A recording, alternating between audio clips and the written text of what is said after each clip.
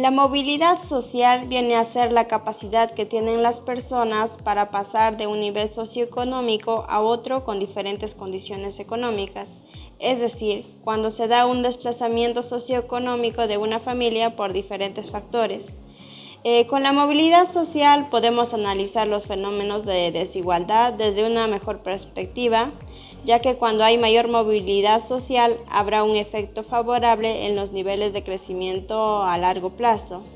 En el Perú presenta una escasa movilidad social en relación a otros países de América Latina, por lo que es necesario desarrollar políticas públicas que contribuyan a mejorar las oportunidades para todos los ciudadanos. Asimismo, sumar esfuerzos en el desarrollo de la institucionalidad y desde un ámbito privado para promover la inclusión financiera. Mi nombre es Johan y soy estudiante. ¿Me puede responder a la pregunta ¿qué es cohesión social o qué entiendes por cohesión social? Bueno, para mí cohesión social creo que es la relación de un individuo y su comunidad, o también podría decirse que es la relación entre varias comunidades. Esto hace de que cada beneficio que llega a la comunidad sea repartida a todos los miembros sin importar la distinción racial, cultural, étnica o de color. También entiendo que cada miembro de una comunidad tiene que trabajar para el beneficio de todos y también luchar que este beneficio sea repartido para todos. Participación, desde mi punto de vista, es cuando una persona da a conocer diferentes puntos o temas. Participación es estar haciendo alguna actividad, ¿no? Es el derecho de cada ser humano que permite la opinión libre, la expresión libre y responsable y también crítica de cada ser humano. Asimismo, una participación permite la integración de las personas a un determinado grupo, sea en una comunidad o en una sociedad o simplemente personas afines. A la pregunta ¿qué es la participación política? Debo yo indicar lo siguiente, ¿no?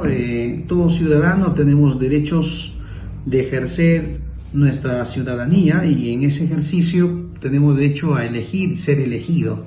Constitucionalmente en el artículo 2 de nuestra Constitución se regula ello, ¿no? Son derechos fundamentales de todo ciudadano.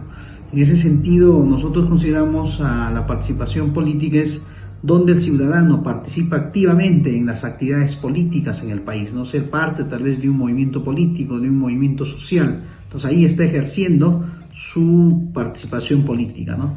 Ahora, en la siguiente pregunta nos hace referencia ¿qué es la participación ciudadana?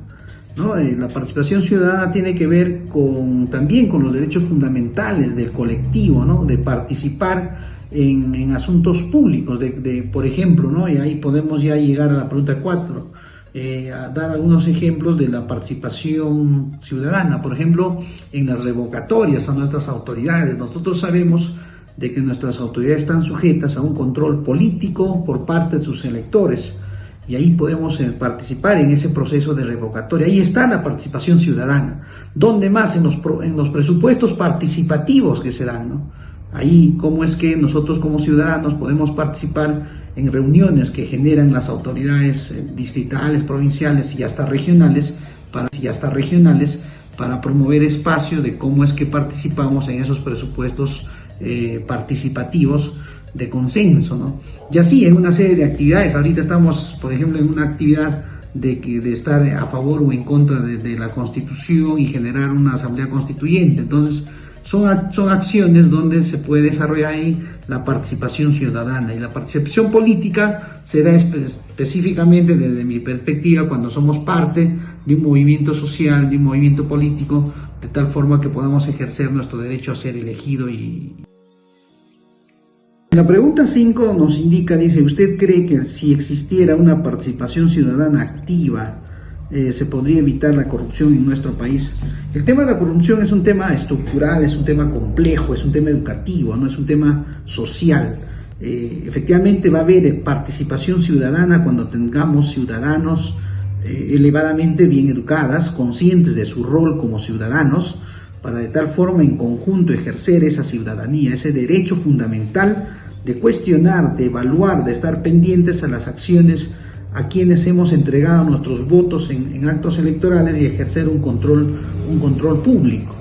Entonces nosotros consideramos que efectivamente la participación ciudadana activa va a permitir evitar la corrupción, pero más allá de esa participación ciudadana activa, tenemos que educar a este ciudadano, a este sujeto, de tal forma que se interesa por la actividad política, por la actividad participativa en conjunto. O sea, no podemos entender un ciudadano, un ser, un sujeto que vive a expensas de su realidad social, ¿no? Entonces es fundamental, creemos que todo parte por la educación, ¿no?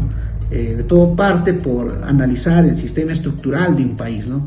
De cómo están divididas la economía en el país, en manos de quién está la economía o los presupuestos, de tal forma que nuestros futuros ciudadanos sean bien educados. A partir de ello tendrán que tener la conciencia, el derecho y la obligación moral de participar en todas estas actividades políticas, en todas estas actividades participativas de control social a nuestras autoridades. Sí consideramos fundamental la participación activa de nuestros ciudadanos para evitar la corrupción, pero no es lo primero pasa por un tema educativo que consideramos.